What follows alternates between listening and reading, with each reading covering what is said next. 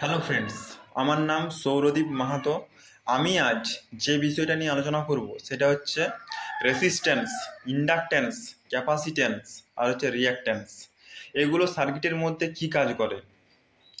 এই resistance, inductance, capacitance আর resistance সার্কিটের মধ্যে কি কাজ করে। প্রথমেই যাচ্ছি রেসিস্ট্যান্স। ঠিক আছে, রেসিস্ট্যান্স কোনো ওয়্যারের মধ্য দিয়ে যখন কারেন্ট ফ্লো হয়, কারেন্টটা তখন বাধাপ্রাপ্ত হয়, বাধাপ্রাপ্ত হয়ে হিট এনার্জিতে কনভার্ট হয়ে যায়, সেটাকে রেসিস্ট্যান্স বলে। কেন হয় এটা? কারণ তার একটা নিজস্ব রেজিস্ট্যান্স আছে। তো ওটায় যখন ভোল্টেজ বা কারেন্ট যায়, ঠিক আছে, ভোল্টেজটা ড্রপ হয়, ঠিক আছে, ওই রেজিস্ট্যান্সের জন্য ভোল্টেজটা ড্রপ হয়, আর ভোল্টেজটা ড্রপ হলে কারেন্টটাও আমাদের বাধাপ্রাপ্ত হয়। যে কারণে ওখানে যখন বাধাপ্রাপ্ত হয় তখন আমাদের হিট এনার্জিতে কারেন্টটা কনভার্ট হয়ে যায়। ঠিক আছে, যেমন বাল্বের মধ্য দিয়ে যখন কারেন্ট প্রবাহিত হয় তখন কি হয়, কারেন্টটা বাধাপ্রাপ্ত হয় এবং বাধাপ্রাপ্ত হয়ে হিট এনার্জিতে কনভার্ট হয়ে যায়।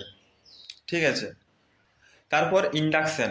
ঠিক আছে, ইন্ডাকশন হচ্ছে ইন্ডাক্টরের মধ্য দিয়ে যখন কারেন্ট প্রবাহিত হয় তখন কারেন্টটা বাধাপ্রাপ্ত হয়, কিন্তু এখানে কি হয় জানো, এখানে কারেন্টটা এনার্জি স্টোর হয়। ঠিক আছে, এখানে ইন্ডাক্টরের মধ্যে এনার্জি স্টোর হয়, এখানে কিন্তু আমাদের মানে এনার্জিটা, ঠিক আছে, আমাদের আমাদের কিন্তু এখানে হিট এনার্জিতে কনভার্ট হয়ে যাচ্ছে না। এখানে ইন্ডাক্টর কি করছে, এনার্জিটাকে স্টোর করে রাখছে কিছুক্ষণের জন্য। ঠিক আছে, এটাকে বলা হয় তোমাদের, এটাকে বলা হয় ইন্ডাক্টর। এই যে এনার্জিটাকে স্টোর করে রাখছে এটাকে বলা হয় ইন্ডাকট্যান্স। কি বলা হয়? ইন্ডাকট্যান্স।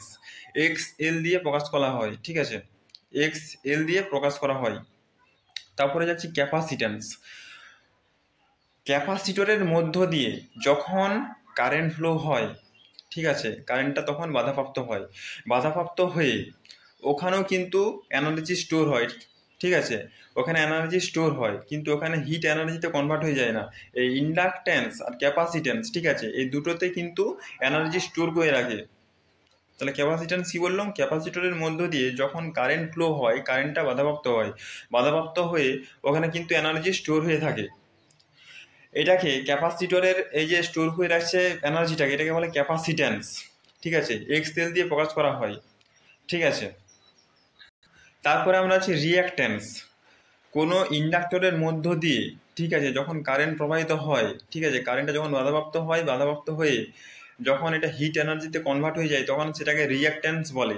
ঠিক আছে, ইন্ডাকটিভের ক্ষেত্রে ইন্ডাকটিভ রিঅ্যাকট্যান্স বলে, এক্সেল দিয়ে প্রকাশ করা হয়। আর ক্যাপাসিটরের ক্ষেত্রেও সেম। ঠিক আছে, ক্যাপাসিটরের মধ্য দিয়ে যখন কারেন্ট ফ্লো হয়, কারেন্টটা যখন বাধাপ্রাপ্ত হয়, বাধাপ্রাপ্ত হয়ে যখন হিট এনার্জিতে কনভার্ট হয়ে যায় সেটাকে বলা হয় ক্যাপাসিটিভ রিঅ্যাকট্যান্স।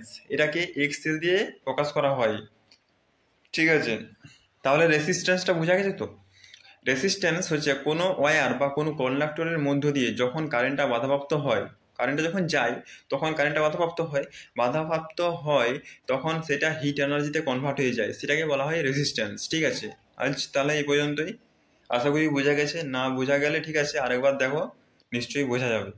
ঠিক আছে, আজ এই পর্যন্তই। এরপরে এর পরের দিন আরও নতুন কিছু ভিডিও নিয়ে আলোচনা করব।